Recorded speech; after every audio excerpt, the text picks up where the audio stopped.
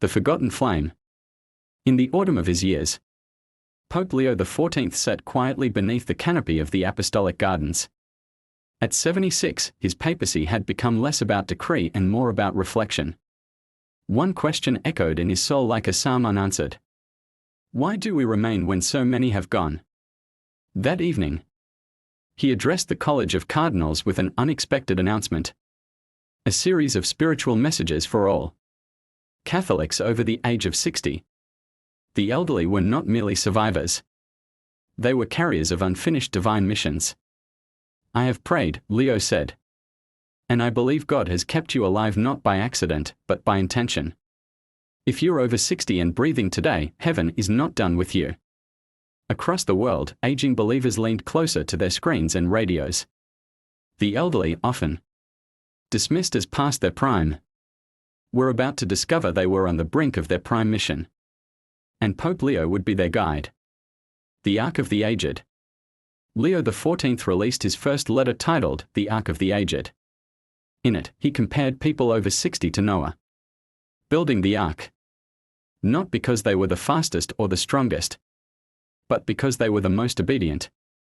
You have walked through fires, buried friends, lost children, survived wars, recessions, pandemics, and yet you remain. He taught that every scar over 60 was a sermon.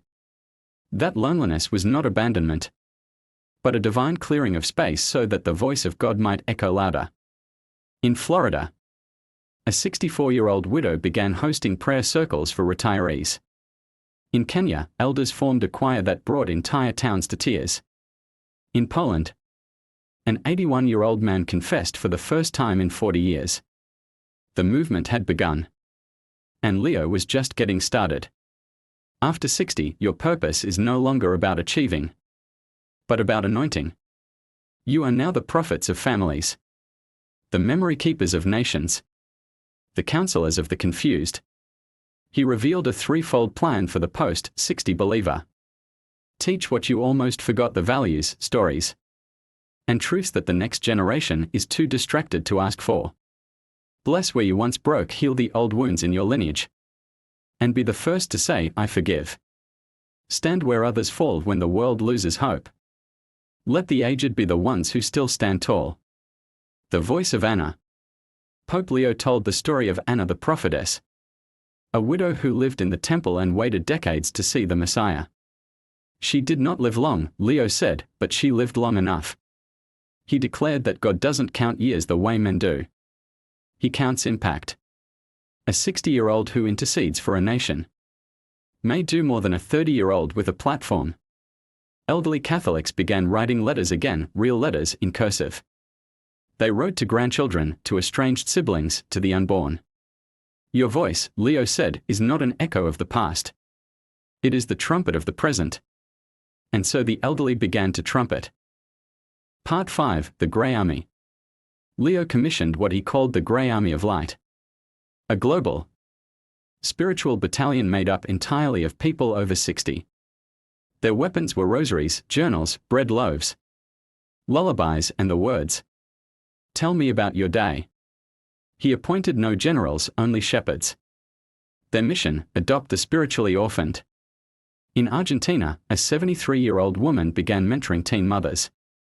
In the Philippines, a retired soldier taught street boys how to pray the rosary. In Rome, Leo XIV met privately with a group of elderly who had attempted suicide. He kissed their hands. Hell trembles when you rise each morning, he told them. The Grey Army began to believe. Part 6, The Season of Setting Fires. Leo proclaimed that every season has its miracle. Youth sets out. Adulthood builds. Age sets fires. Not destructive fires, but holy ones. He challenged Catholics over 60 to write books, paint visions, start late-in-life ministries, pray dangerous prayers. He gave them a prayer. Lord, I do not ask for more time. I ask to use the time I have left as fire. YouTube channels were born. Memoirs were published. Marriages were healed.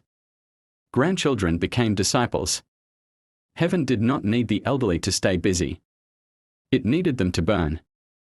Part 7, The Cathedral of Wrinkles. In his most poetic moment, Leo XIV said, "Each wrinkle is a doorway. Each grey hair is a scroll. Your face is a cathedral built by storms."